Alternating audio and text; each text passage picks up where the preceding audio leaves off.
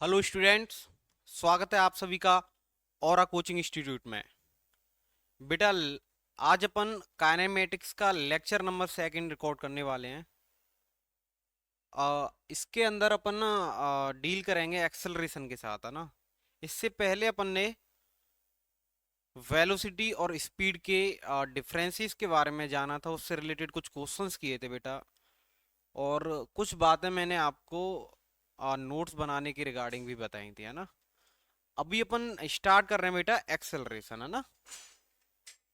Acceleration बेटा words आया कहाँ से, पहले इसको जान लेते हैं। आपने स्कूटी या गाड़ी वगैरह चलाई होगी या कार चलाई होगी, तो एक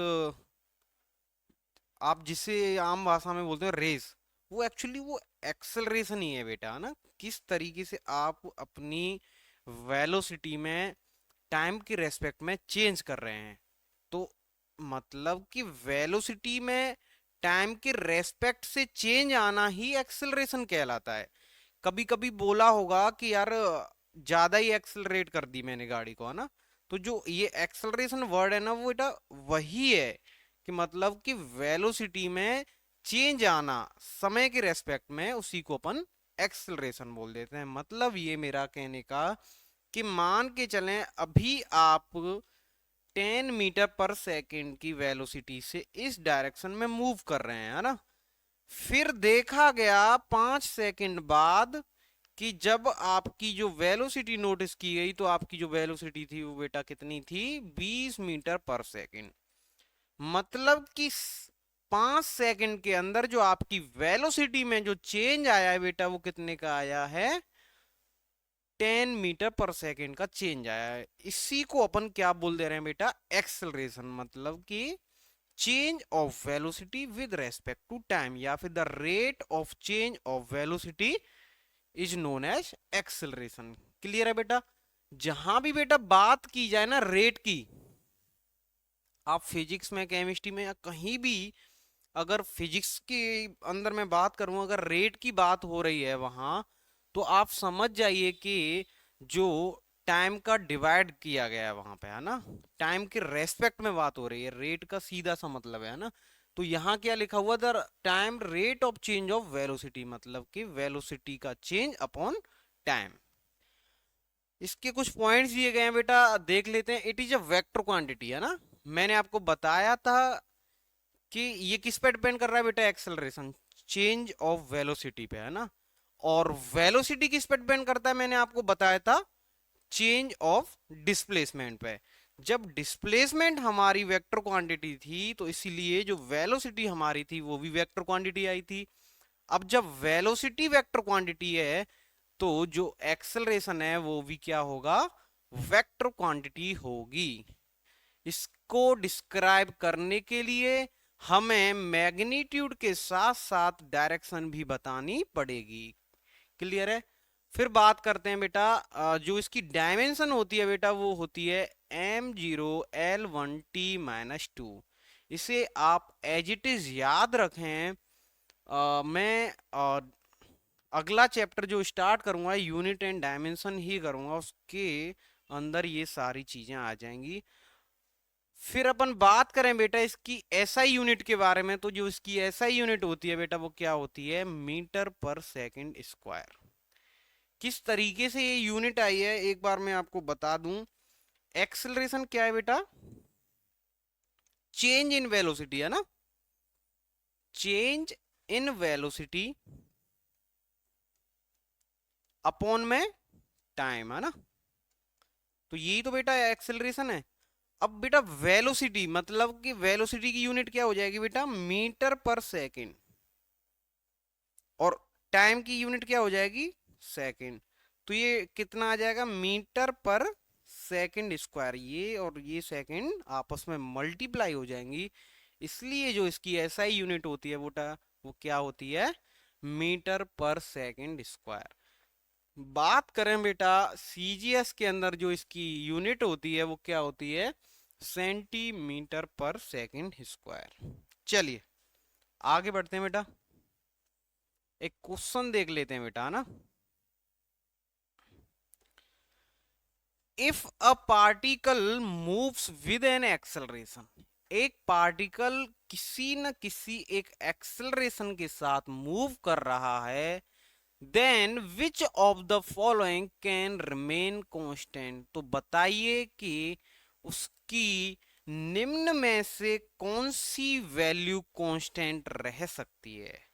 मतलब कोई एक पार्टिकल या फिर कोई ऑब्जेक्ट किसी न किसी एक एक्सेलरेशन के साथ मूव कर रहा है, तो आपको बताना है कि इन दिए गए चार चीजों में से उसकी कौन सी चीज कांस्टेंट रह सकती है ना।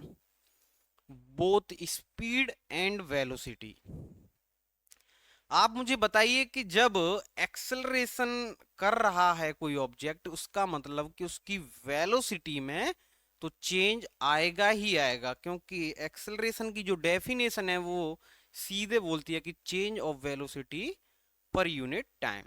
तो इसका मतलब इसकी ना तो वेलोसिटी चेंज होगी ही होगी, तो ये कांस्टेंट नहीं हो सकता, तो ये गलत हुआ बेटा। Neither speed nor velocity. बात करते हैं ओनली द वेलोसिटी और ओनली द स्पीड। अब बेटा समझना चीज को है ना, ओनली द वेलोसिटी क्या रिमेन कांस्टेंट रह सकती है, तो ये तो बेटा बिल्कुल ही गलत हो गया है ना, क्योंकि वेलोसिटी तो चेंज होगी ही होगी, तभी जाके आपको एक्सेलरेशन मिल पाएगा। लेकिन बात करें ओनली द स्पीड और नाइदर स्पीड नॉर वेलोसिटी, ये दो ऑप्शन आपके पास बचे। अब बी ऑप्शन बोल रहा है न तो आपकी स्पीड कांस्टेंट रहेगी और ना ही आपकी वेलोसिटी कांस्टेंट रहेगी, और डी ऑप्शन बोल रहा है कि सिर्फ आपकी स्पीड ही कांस्टेंट रहेगी, है ना। चलिए बेटा बात करते हैं एक यूनिफॉर्म सर्कुलर मोशन की, है ना। आप आगे पढ़ोगे इसे यूनिफॉर्म सर्कुलर मोशन को, कि जो ये कोई पार्टिकल है 10 मीटर पर सेकंड से मूव कर रहा है ना।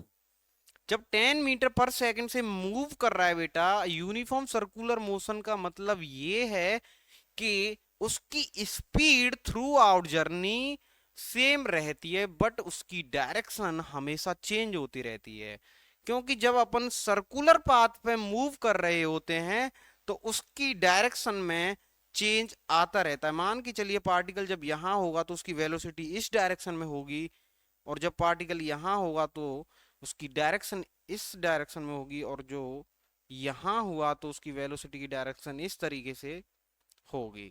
क्लियर है। तो इसका मतलब यूनिफॉर्म सर्कुलर मोशन करते समय आपकी वेलोसिटी तो निश्चित है कि बदलेगी, लेकिन जो आपकी स्पीड है, स्पीड एक स्केलर क्वांटिटी है, और उसको डिफाइन करने के लिए सिर्फ और सिर्फ मैग्नीट्यूड की जरूरत पड़ती है। यदि वो 10 मीटर पर सेकंड से चल रहा है और उसकी डायरेक्शन चेंज हो रही है, इसका मतलब उसके पास वेलोसिटी है, और वेलोसिटी चेंज हो रही है तो एक्सेलरेशन है, तो इसका मतलब अपन बोल पाएंगे कि स्पीड कांस्टेंट रह सकती है। कब? जब यदि किसी पार्टिकल के पास एक्सेलरेशन भी है, तो ये एक अच्छा सा एग्जांपल आ जाता है बेटा यूनिफॉर्म सर्कुलर मोशन का, जिसके अंदर पार्टिकल के पास एक्सेलरेशन होते हुए भी स्पीड कांस्टेंट रहती है। क्लियर है। लेकिन बेटा वेलोसिटी कभी कांस्टेंट नहीं रह सकती। अगर वेलोसिटी कांस्टेंट हो जाएगी तो एक्सेलरेशन होगा ही नहीं। किस तरीके से? क्योंकि चेंज इन वेलोसिटी बोला है बेटा ना। जब चेंज ही नहीं होगा वेलोसिटी में तो एक्सेलरेशन हो ही नहीं सकती है ना। चलिए आगे देखते हैं। A body moves with initial velocity 10 meter per second. It cover a distance 20 centimeter in 2 seconds. Then acceleration of the body. इस क्वेश्चन को बेटा आप, काफी इजी क्वेश्चन है, एक बार वीडियो पॉज करके खुद से ट्राई करें। जेई में आ रखा है ये क्वेश्चन, है ना। कुछ नहीं करना है, आपकी 9th क्लास में आपको इक्वेशंस ऑफ मोशंस बताई गई होंगी बेटा, है ना।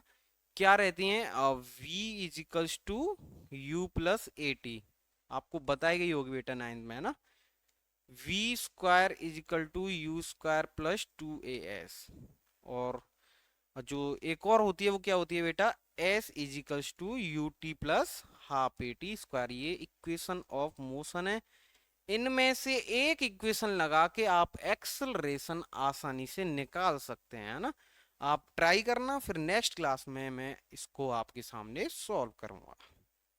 चलिए आगे बढ़ते हैं बेटा। बात करते हैं बेटा यूनिफॉर्म एक्सेलरेशन और नॉन यूनिफॉर्म एक्सेलरेशन की, है ना। A body is said to have uniform acceleration if magnitude and direction of acceleration remain constant during particle motion। मतलब कि यूनिफॉर्म एक्सेलरेशन जो मोशन है उसे अपन तभी बोल पाएंगे कि किसी एक्सेलरेटेड पार्टिकल की जो एक्सेलरेशन का मैग्नीट्यूड है और डायरेक्शन है वह थ्रू आउट जर्नी कांस्टेंट रहे। मतलब ये कि यदि किसी पार्टिकल का जो यूनिफॉर्म सर्कुलर मोशन को ही एग्जांपल ले लेते हैं बेटा, मान के चलिए इस तरीके से आपकी एक सर्कल पे मूव कर रहे हैं, है ना। तो जो आपका एक्सेलरेशन है ना बेटा, हमेशा आप देखोगे किसी पार्टिकल को अपन सर्कुलर मूव करा रहे होते हैं तो उसका जो एक्सेलरेशन आता है वो हमेशा टुवर्ड्स सेंटर आता है ना। जो उसकी डायरेक्शन है वो हमेशा टुवर्ड सेंटर आता है। ये आप अभी सर्कुलर मोशन अपन स्टार्ट करेंगे इसमें तो आप वहां समझ पाओगे अच्छे से। लेकिन अभी के लिए याद रख सकते हैं कि जो सर्कुलर मोशन करते समय किसी भी पार्टिकल का जो एक एक्सेलरेशन रहता है वह टुवर्ड सेंटर की तरफ रहता है। क्लियर है। अब यूनिफॉर्म एक्सेलरेशन का मतलब ये है, अगर इसके पास जो एक्सेलरेशन की वैल्यू है पार्टिकल के पास 2 मीटर पर सेकेंड स्क्वायर है मान के चलते हैं, और इसकी जो डायरेक्शन है वह टुवर्ड सेंटर है। लेकिन फिर अपन ने कुछ देर बाद देखा कि इसकी डायरेक्शन भी टुवर्ड सेंटर ही आ रही थी और उसकी वैल्यू थी वह कितनी आ रही थी, 2 मीटर पर सेकेंड स्क्वायर ही आ रही थी। इसका मतलब समय के साथ उसकी एक्सेलरेशन के मैग्नीट्यूड में भी कोई चेंज नहीं आया है, और जो वेलोसिटी की डायरेक्शन है या फिर एक्सेलरेशन की डायरेक्शन है उसमें भी कोई चेंज नहीं आया है। इसका मतलब ये यूनिफॉर्म एक्सेलरेशन से मूव कर रहा है। इसके अपोजिट अगर अपन बेटा बात करें नॉन यूनिफॉर्म एक्सेलरेशन की, a body is said to have a non-uniform acceleration if either magnitude or direction or both of them change during the motion। मतलब ये कि अपन एक बॉडी को नॉन यूनिफॉर्म मोशन में तभी बोलेंगे जब उसकी एक्सेलरेशन के या तो मैग्नीट्यूड में या डायरेक्शन में या फिर दोनों में ही चेंज आ रहा हो, तभी अपन बोलेंगे कि ये पार्टिकल नॉन यूनिफॉर्म एक्सेलरेशन से मूव कर रहा है। क्लियर है बेटा। चलिए आगे बढ़ते हैं। एक नोट दिया है बेटा, काफी इंपॉर्टेंट है, आप समझ सकते हैं कि acceleration can B position, sorry यहाँ पॉजिटिव होगा बेटा ना, इससे करेक्शन कर लें, ये पॉजिटिव होगा। Acceleration can be positive, zero और negative. Positive acceleration means velocity increasing with time. Zero acceleration means velocity is uniform, while negative acceleration means velocity decreasing with time। ये बेटा पॉजिटिव है ना। नोट बोल रहा है बेटा आपका कि जो आपकी एक्सेलरेशन है वह पॉजिटिव भी हो सकती है, नेगेटिव भी हो सकती है और जीरो भी हो सकती है। बात करें सबसे पहले बेटा जीरो एक्सेलरेशन के बारे में, तो इसका मतलब आपकी एक्सेलरेशन जीरो है तो ये क्या डिनोट कर रहा है कि आपकी जो वेलोसिटी है with respect to time change हो ही नहीं रही है। समय के साथ साथ आपकी वेलोसिटी चेंज ही नहीं हो रही, इसका मतलब आपके पास एक्सेलरेशन जीरो है। यदि आप 10 मीटर पर सेकंड से चल रहे हो, कुछ समय बाद नोटिस किया फिर भी देखा गया कि आप फिर से 10 किलोमीटर पर सेकंड से ही चल रहे थे, इसका मतलब आपकी जो एक्सेलरेशन है वो जीरो है।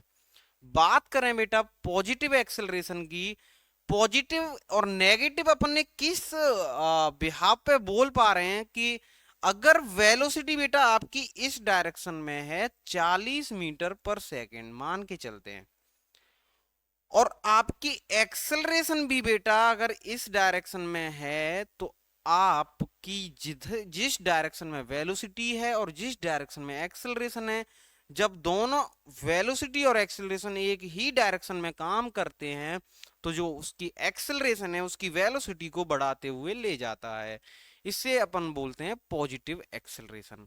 लेकिन यदि ऐसा हो जाए कि वेलोसिटी तो हमारी इस डायरेक्शन में है और जो एक्सेलरेशन है वो हमारी बेटा इस डायरेक्शन में हो जाए, मतलब कि वेलोसिटी से अपोजिट डायरेक्शन में हो गई, तो जो एक्सेलरेशन का काम होगा बेटा वो क्या होगा, उस वेलोसिटी को धीमे धीमे धीमे धीमे मंदी करते हुए लाना, है ना। तो इसलिए अपन इसे क्या बोल पाए, negative acceleration. I hope clear है बेटा। चलिए मूव करते हैं सेकंड पॉइंट की तरफ, है ना। For motion of a body under gravity acceleration will be equal to g, where g is an acceleration due to gravity. अपन पढ़ेंगे बेटा कि जब फ्री फॉल या फिर अंडर ग्रेविटी अपन किसी भी ऑब्जेक्ट का मोशन करा रहे होते हैं, तो जैसे अपन ने पार्टिकल को इस तरीके से छोड़ दिया तो वो उसकी वेलोसिटी बढ़ती हुई आती है ना। तो वहां पे ग्रेविटेशन लग रहा है, एक फोर्स लगता है, ग्रेविटेशन फोर्स। अगर फोर्स है कहीं पे तो आपको पता है, नाइन्थ स्टैंडर्ड में आपने पढ़ा है, अगर कहीं फोर्स एक्ट कर रहा है तो इसका मतलब वहां एक्सेलरेशन है। और जब अपन किसी भी बॉडी को इस तरीके से छोड़ते हैं तो उसकी वेलोसिटी में इंक्रीजमेंट आता रहता है, और इसका मतलब यहाँ कोई ना कोई एक एक्सेलरेशन काम कर रही है जो कि उसकी वेलोसिटी को बढ़ाते हुए ले जा रही है। इस जगह जो एक्सेलरेशन काम करती है बेटा उसे क्या बोलते हैं, ग्रेविटेशनल एक्सेलरेशन बोलते हैं, जिसकी वैल्यू एक निश्चित कर दी जाती है फिजिक्स के अंदर। वो क्या है, 9.8 मीटर पर सेकंड स्क्वायर। आप इसे एज इट इज बेटा याद कर लें, या फिर इसका कभी कभी न्यूमेरिकल को इजी बनाने के लिए जो यूज किया जाता है वो कितना किया जाता है, 10 मीटर पर सेकंड स्क्वायर। क्लियर है ना। तो बेटा चलिए आई होप समझ में आया होगा। नेक्स्ट स्लाइड पे बढ़ते हैं, देखते हैं क्या बोल रहे हैं। बेटा ये तो बात हुई अपने एक्सलरेशन के बारे में बात की अभी अपन ने, इसमें नोट पॉइंट भी अपन ने जाना। एक्सलेशन में भी नेगेटिव, जीरो और पॉजिटिव। मैंने आपको बताया भी कि नेगेटिव एक्सलरेशन जब भी होगी वह वेलोसिटी का अपोज कर रही होगी, है ना। मतलब कि आपकी वेलोसिटी को वह डिक्रीज कर रही होगी। लेकिन जब पॉजिटिव एक्सलरेशन है, इसका मतलब जब आपकी वेलोसिटी और एक्सलरेशन की डायरेक्शन एक है, आपकी वेलोसिटी के मैग्नीट्यूड में इंक्रीजमेंट कर रही है ना। चलिए आगे बढ़ते हैं बेटा। बेटा अभी अपन कुछ ग्राफ के बारे में डील करने वाले हैं ना। आपने देखा होगा कि आप क्रिकेट वगैरह देखते हो तो जितना भी 20 ओवर का मैच है उसको एक ग्राफ के रिप्रेजेंटेशन से वह आपको बताते हैं कि क्या आपका रन रेट चल रहा था, किस ओवर में कितने विकेट आए और किस ओवर में कितनी बाउंड्रीज लगी। ये सब आपने देखा होगा। तो कोई भी चीज अपन ग्राफ की हेल्प से भी समझा सकते हैं। इसी तरीके से अपन आज यहाँ मोशन इन 1D के अंदर जितने भी आपकी मोशंस के अंदर पोजीशन टाइम ग्राफ है, जैसे वेलोसिटी टाइम ग्राफ है, इन सब चीजों को समझने की कोशिश करेंगे ग्राफ की हेल्प से, है ना। एक्चुअली बेटा होगा क्या कि अपन वाई एक्सिस के अंदर पहले अपन पोजीशन को लेंगे और एक्सिस के अंदर अपन टाइम को लेंगे। फिर उसमें देखेंगे कि आपकी पोजीशन टाइम के रेस्पेक्ट में किस तरीके से चेंज हो रही है ना। बारी बारी से इन चीजों को समझते हैं ना। चलिए क्या बोल रही बेटा theory, during motion of the particle it's parameters of kinematical analysis VAS changes with time, this can be represented on the graph. Position time graph is plotted by taking time t along x-axis and position of particle along y-axis। ये वही चीज बता रहा है बेटा कि अपन graph को समझाते समय जो y एक्सिस पे अपन मानने वाले हैं उसे पोजीशन है, और जो एक्स एक्सिस पे है वो आपका टाइम है। क्लियर है? चलिए देखते हैं ग्राफ बेटा।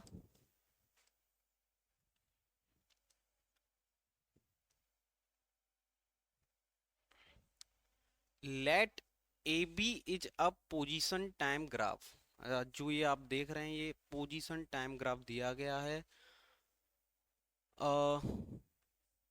For any moving particle.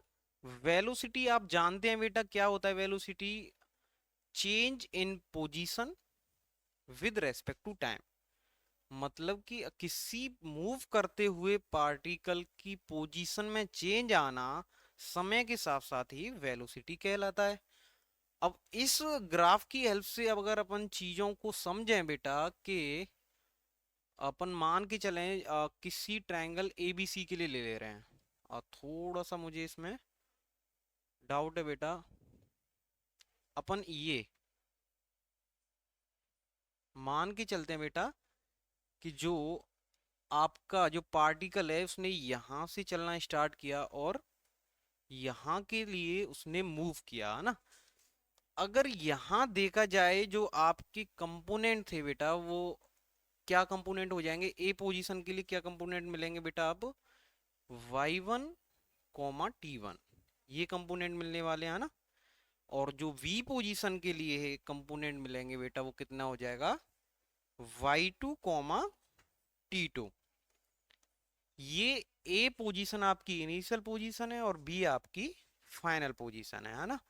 अगर बात करें बेटा आपने मैथ्स के अंदर ये पढ़ा होगा कि स्लोप निकालते समय टेन थीटा जो होता है बेटा वो क्या रहता है? Change in y axis upon change in x axis है ना। इसी को अपन क्या बोलते हैं? स्लोप, या फिर अपन इसी को क्या बोलते हैं? Tan theta. अगर इस केस में बात की जाए चेंज इन वाई एक्सिस पे अपन ने क्या ले रखा है बेटा? पोजीशन। पोजीशन को अपन ने इस ग्राफ के अंदर वाई एक्सिस पे ले रखा है और पोजीशन में चेंज कितना आया है? y1 से वह y2 के लिए मूव किया है तो चेंज कितना हो जाएगा बेटा? y2 minus y1। और अपॉन में चेंज इन एक्स एक्सिस, और एक्स एक्सिस में अपन ने माना है टाइम को, तो चेंज कितना हो जाएगा? t2 minus t1। तो इस तरीके से जब अपन इसकी स्लोप निकालेंगे तो क्या आएगा बेटा? y2 minus y1 upon t2 minus t1। जब अपन इस फॉर्मेट को मैथ से रिलेट करके स्लोप निकालेंगे तो ये क्या बताता है बेटा? आपको स्लोप ही तो बताता है। और फिजिक्स की लैंग्वेज में इसी चीज को देखें कि change in position upon change in time को ही अपन क्या बोल देते हैं? वेलोसिटी बोल देते हैं।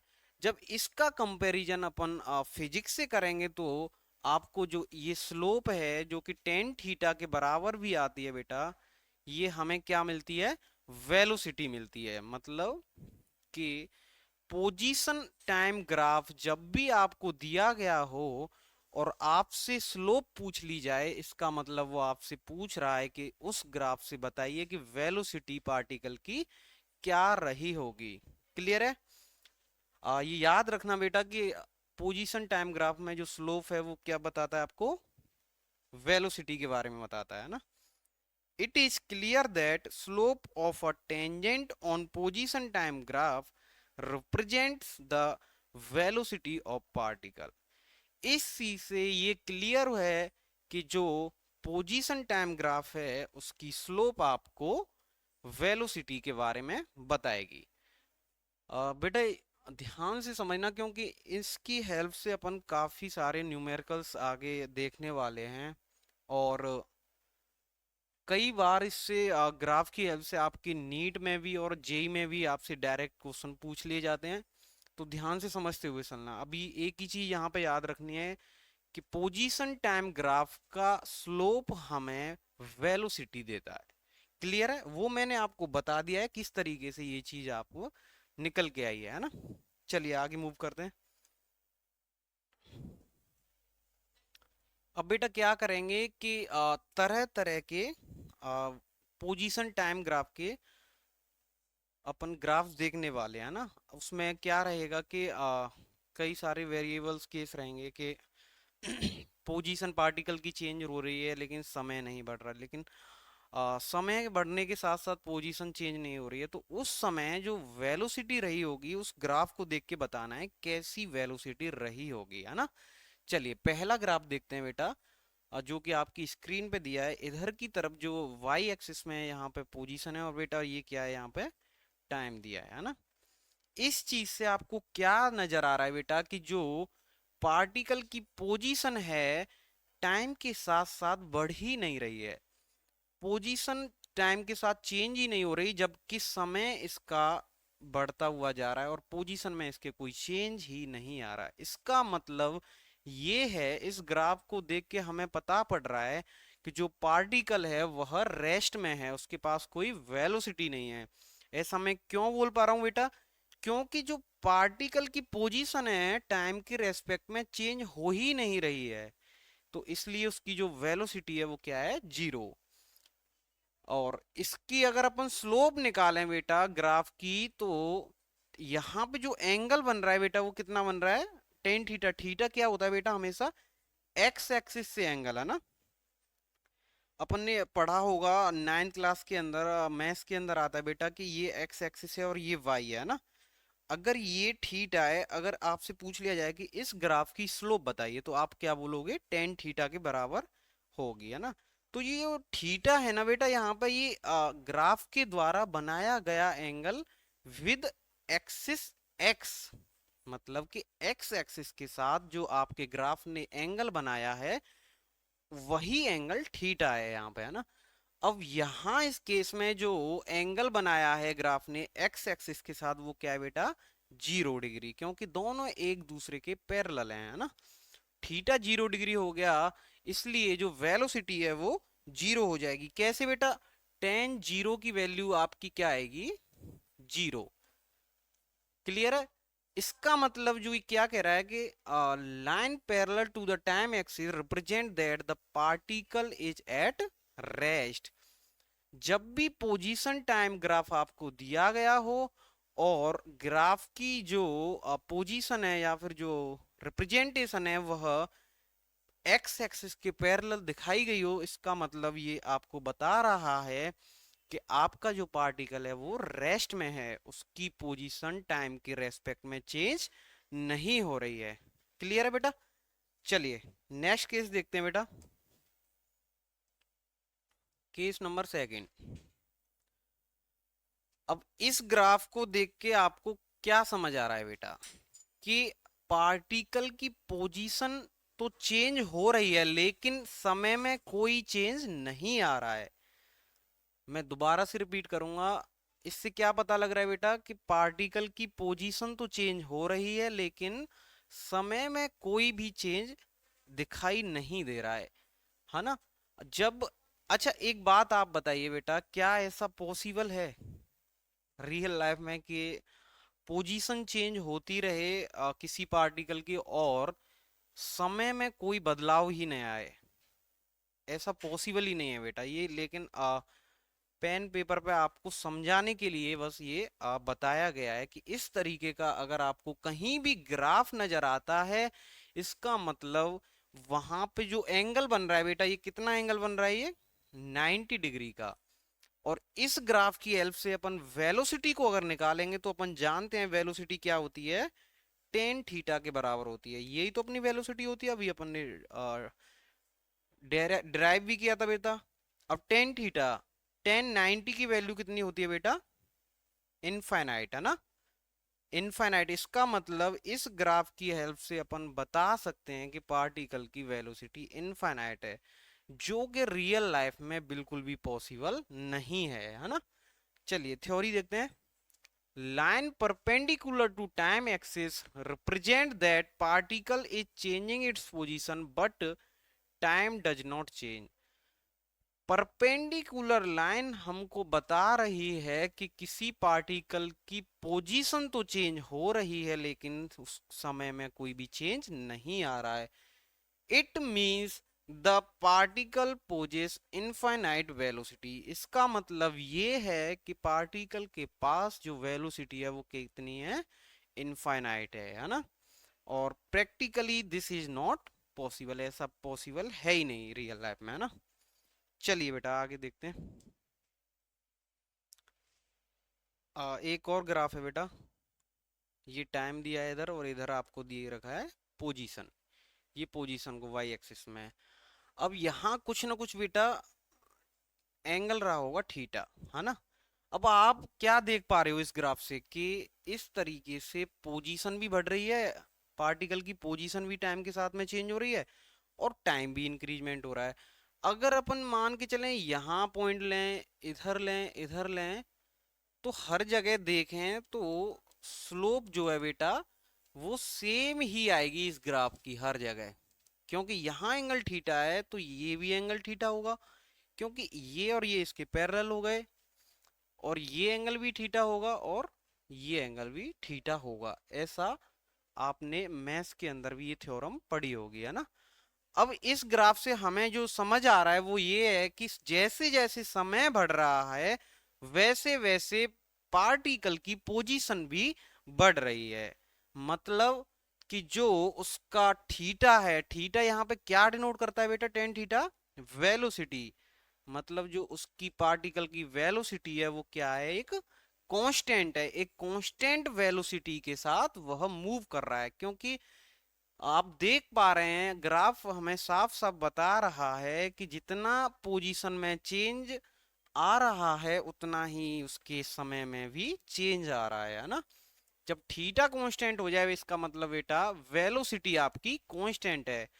और एक्सेलरेशन अभी आप पढ़ के आए हो, एक्सेलरेशन क्या होता था बेटा, rate of change of velocity. लेकिन इस केस में आपकी वेलोसिटी कांस्टेंट है, मतलब वेलोसिटी चेंज ही नहीं हो रही, इसका मतलब आपकी एक्सेलरेशन इस केस में जीरो है ना। समझ आया बेटा। That is line with constant slope represents uniform velocity of the particle. तो इस तरीके का ग्राफ आपको अगर कहीं भी नजर आए तो वो साफ साफ बता रहा है कि जो आपके पार्टिकल की वेलोसिटी है वो कैसी है, यूनिफॉर्म है। चलिए बेटा आगे बढ़ते हैं।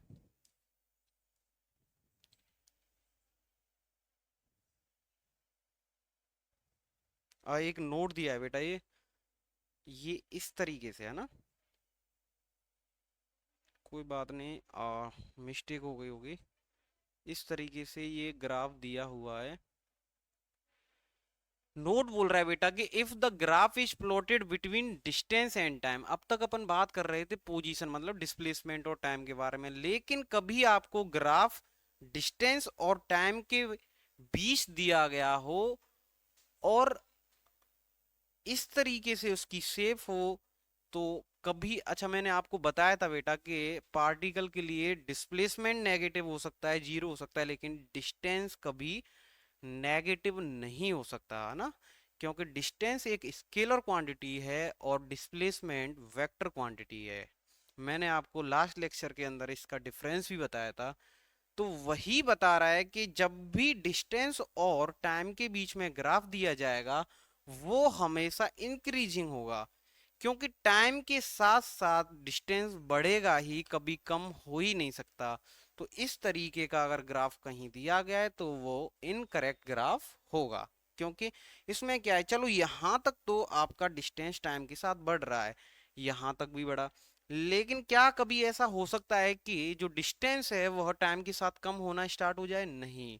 डिस्प्लेसमेंट के लिए ग्राफ वैलिड हो सकता है, लेकिन डिस्टेंस टाइम के लिए बिल्कुल भी नहीं। बेटा जिस तरीके से अपन पोजीशन टाइम ग्राफ के बारे में समझा जाना, उसी तरीके से अपन वेलोसिटी टाइम ग्राफ के बारे में जानेंगे। अपन देखेंगे कि जो वेलोसिटी टाइम ग्राफ है उनकी हेल्प से अपन किन किन फिजिकल क्वांटिटीज को फाइंड कर सकते हैं, उसकी स्लोप हमें क्या बताएगी, उसका एरिया जो है ग्राफ का हमें क्या बताएगा, है ना। तो चलिए बारी बारी से देखते हैं। The graph is plotted by taking time t along axis and the velocity of parting along y axis। वही चीज है कि y एक्सिस पे अपन यहाँ वेलोसिटी को लेंगे और x एक्सिस पे अपन यहाँ टाइम को लेने वाले हैं ना। Calculation of distance and displacement. बेटा क्या होता है कि वेलोसिटी और टाइम ग्राफ दिए रखा हो तो अगर अपन उस ग्राफ की हेल्प से डिस्प्लेसमेंट और डिस्टेंस निकाल सकते हैं।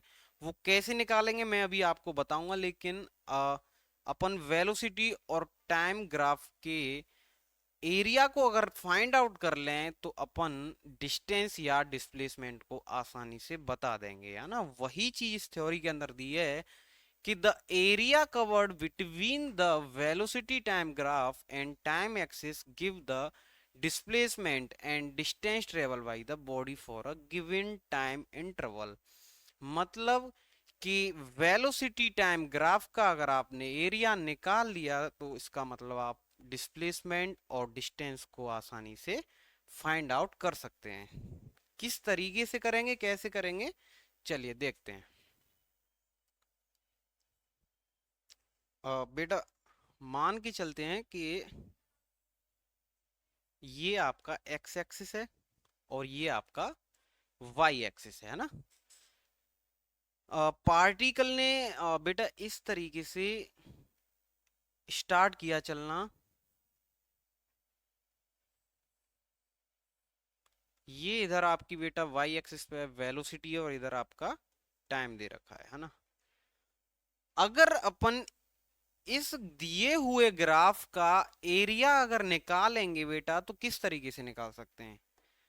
आप क्या करेंगे कि इस तरीके से इस ग्राफ को रेक्टेंगल्स में डिवाइड करोगे, है ना। इस तरीके से यही तो करोगे बेटा।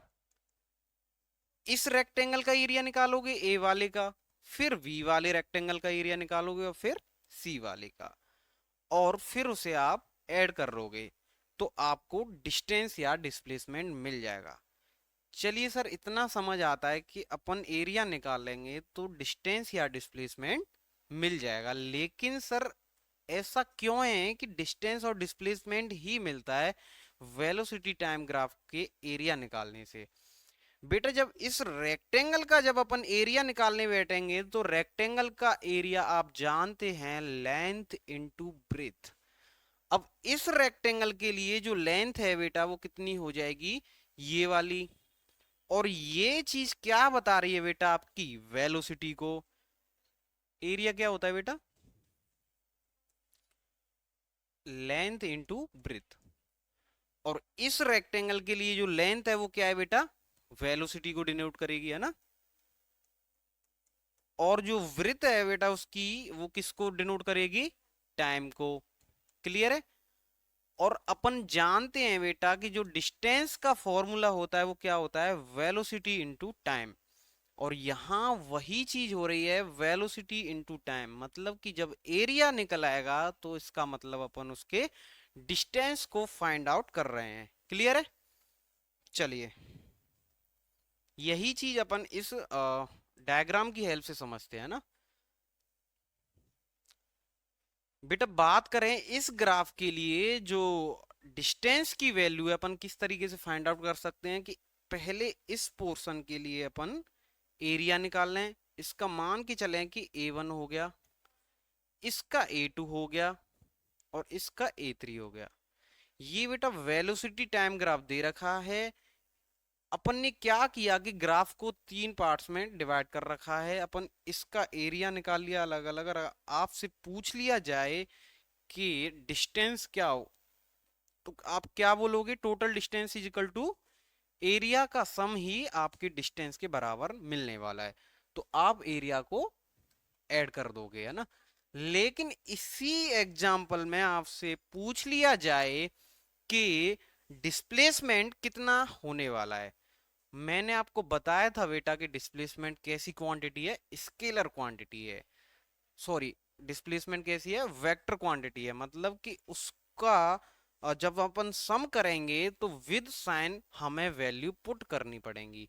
लेकिन अपन ने क्या किया कि जब डिस्टेंस निकाला था उस समय जो अपन ने वैल्यू रखी थी सिर्फ और सिर्फ उनका मैग्नीट्यूड रखा है। आप देख पा रहे हैं मोड लगा हुआ है, मतलब कि सारी की सारी वैल्यू पॉजिटिव है ना। लेकिन डिस्प्लेसमेंट निकालते समय हमें विद साइन रखना पड़ेगा। हमें पता है कि A1 आपका जो एरिया है वो पॉजिटिव मिलने वाला है, A2 एरिया आपको नेगेटिव मिलने वाला है और A3 पॉजिटिव। तो जो वेलोसिटी है आपकी वह एरिया निकाल के और उनका वेक्टर सम करने से मिलेगा।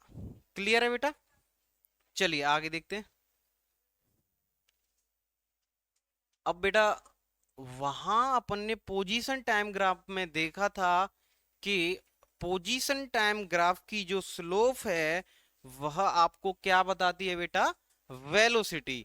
लेकिन यहां जो वेलोसिटी टाइम ग्राफ है आपको कुछ ना कुछ फिजिकल क्वांटिटी देने वाला है। अब क्या फिजिकल क्वांटिटी मिलने वाली है वो अपन यहां पे डिराइव करेंगे, है ना। अब मान के चलें ये एक ग्राफ दे रखा है, ए से चलना स्टार्ट किया। क्लियर है? एक सेकेंड। ए से चलना स्टार्ट किया बेटा और बी के लिए मूव किया, है ना। मतलब कि जो इनिशियल वेलोसिटी थी किसी पार्टिकल के लिए वो कितनी थी बेटा? v1। और जो फाइनल वेलोसिटी है किसी पार्टिकल के लिए वो कितनी है? v2। और जब उसने v1 वेलोसिटी अटेन की थी उसकी जो टाइम था वो कितना था बेटा? t1। और जब उसकी वेलोसिटी v2 थी तो उसका टाइम कितना था? t2। अब इस ग्राफ के लिए यदि अपन स्लोप निकालें तो स्लोप किसके बराबर होता है बेटा? Tan theta. और आप पढ़े हैं कि change in y axis upon change in x axis को ही अपन क्या बोलते हैं? स्लोप बोलते हैं। इसके लिए अपन चेंज इन वाई एक्सिस निकालें तो क्या आएगा बेटा? v2 minus v1। v2 minus v1। और चेंज इन एक्स एक्सिस निकालें तो क्या आने वाला है बेटा? t2 minus t1।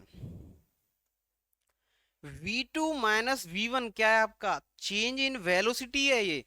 क्योंकि फाइनल माइनस इनिशियल वेलोसिटी यही तो चेंज इन वेलोसिटी है, तो इसे क्या लिखेंगे बेटा?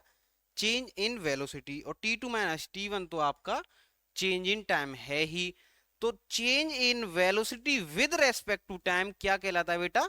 एक्सेलरेशन कहलाता है। इसका मतलब हमें वेलोसिटी टाइम ग्राफ की जो स्लोप है वह एक्सेलरेशन के बारे में बताने वाली है। क्लियर है? चलिए समझते हैं। आप जानते हैं कि एक्सेलरेशन होता है वो क्या होता है? Change in velocity upon time taken. और इसको इस तरीके से भी लिख सकते हैं, लेकिन इस ट्रायंगल के लिए बात करें बेटा जो टेन थीटा मतलब कि स्लोप है इस ग्राफ के लिए वो क्या आएगी? BC upon AC। BC अपन किस तरीके से निकाल सकते हैं? ये यहाँ पे बेटा V1 दे रखा है तो V2 माइनस V1 और T2 माइनस T1। AC कैसे निकालेंगे? T2 माइनस T1, है ना। और V2 minus V1 upon T2 minus T1 ही आपकी क्या है बेटा? एक्सेलरेशन है। क्लियर है? तो इन दोनों को आपस में कंपैरिजन करने से हमें क्लियर हो रहा है कि slope of tangent on velocity time graph represent the acceleration of particle. Velocity time graph अगर आपको दे रखा है और उसका स्लोप आपसे पूछा जाए तो यह आपसे पूछना चाह रहा है कि उस पार्टिकल की एक्सेलरेशन क्या है। या फिर अपन इसे ऐसे भी बोल सकते हैं जो वेलोसिटी टाइम ग्राफ की स्लोप है वो आपको एक्सेलरेशन के बारे में जानकारी देगी। चलिए बेटा आगे देखते हैं। कुछ डिफरेंट केसेस हैं बेटा, देख लेते हैं। अगर आपको इस तरीके का ग्राफ दे रखा हो तो ये ग्राफ आपको क्या समझाना चाह रहा है बेटा? इधर टाइम है बेटा, इससे क्या पता पड़ रहा है कि वेलोसिटी की जो वैल्यू है वह कांस्टेंट है, लेकिन टाइम की जो वैल्यू है वो बढ़ती जा रही है। ये बेटा आपका टाइम है एक्स एक्सिस पे जो कि इंक्रीज होता जा रहा है, लेकिन वेलोसिटी के वैल्यू में कोई भी चेंज नहीं आ रहा है ना। इससे आपको क्या पता पड़ा कि जो एंगल बन रहा है जो थीटा है एक्स एक्सिस के बीच में और ग्राफ के बीच में वो 0 डिग्री है। और टेन जीरो की वैल्यू कितनी होती है? 0। और tan theta velocity time graph में क्या बताता है? एक्सेलरेशन। इसका मतलब कि इस ग्राफ से पता पड़ रहा है कि हमें पार्टिकल की जो एक्सेलरेशन है वो कितनी रहने वाली है? 0 रहने वाली है। क्योंकि यहाँ टेन जीरो जीरो के बराबर है और जो कि यही एक्सेलरेशन के भी बराबर होता है ना।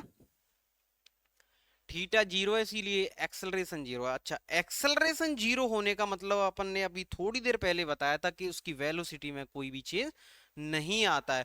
और वही चीज आप इस ग्राफ के हेल्प से भी देख पा रहे होंगे कि वेलोसिटी ना तो बढ़ रही है ना घट रही है। मान के चलिए यहाँ 20 मीटर पर सेकंड की वेलोसिटी है, तो उसकी वेलोसिटी टाइम के साथ ना तो बढ़ रही है ना घट रही है। इसका मतलब उसकी जो वेलोसिटी है वो कांस्टेंट है। और यही चीज आपको बताती है कि उसका जो एक्सेलरेशन है वह जीरो है। बेटा जहां भी एक्सेलरेशन होगा वहां उसकी वेलोसिटी टाइम के साथ चेंज होगी ही होगी, है ना। या तो वो उसके मैग्नीट्यूड में चेंज ला दे या फिर उसके डायरेक्शन में चेंज ला दे, लेकिन वेलोसिटी चेंज डेफिनेटली होगी यदि एक्सेलरेशन वहां प्रेजेंट है। क्लियर है। तो इससे पता पड़ रहा है कि जो पार्टिकल है वो किस वेलोसिटी से चल रहा है, कांस्टेंट वेलोसिटी से, और जो एक्सेलरेशन है पार्टिकल की वो क्या है बेटा, जीरो है ना। चलिए अब सेकंड ग्राफ बेटा ये देखते हैं कि इस ग्राफ से आप क्या समझ पा रहे हैं कि जो वेलोसिटी है वो तो पार्टिकल की बढ़ती हुई जा रही है लेकिन टाइम में कोई भी इंक्रीजमेंट नहीं आ रहा है। वही सेकंड केस जो अपन ने वेलोसिटी के लिए पढ़ा था वही ये है बेटा। अगर यहां स्लोप की बात की जाए तो जो टेन थीटा मतलब कि थीटा कितना है अपना 90 डिग्री, और टेन 90 डिग्री की जो वैल्यू होती है बेटा वो इनफाइनाइट होती है। और जो हमें टेन थीटा है इस वेलोसिटी टाइम ग्राफ में अपन को एक्सेलरेशन बताता है, और एक्सेलरेशन इनफाइनाइट। मतलब ऐसा कभी हो सकता है कि जो किसी पार्टिकल के लिए एक्सेलरेशन की वैल्यू इनफाइनाइट हो सकती है? कभी नहीं। बस ये आपको रिप्रेजेंट करके दिखाया गया है एक पेन पेपर पे, है ना। प्रैक्टिकली ये पॉसिबल नहीं है। बस ये बता रहे हैं कि इस तरीके का ग्राफ अगर आपको कहीं भी नजर आता है तो आप बता सकते हैं कि उसकी जो एक्सेलरेशन है वह इनफाइनाइट है और वेलोसिटी है वह बढ़ती ही जा रही है। भाई जब एक्सेलरेशन है किसी पार्टिकल के पास तो उसकी वेलोसिटी में इंक्रीजमेंट तो वो लाता ही रहेगा, है ना। Line perpendicular to time axis represent that the particle is increasing its velocity but not time change। मतलब कि यह ग्राफ आपको बता रहा है जब भी ऐसा perpendicular to the time axis आए वो आपको बताएगा कि पार्टिकल की वेलोसिटी तो बढ़ती जा रही है लेकिन उसकी टाइम में कोई भी चेंज नहीं आ रहा है।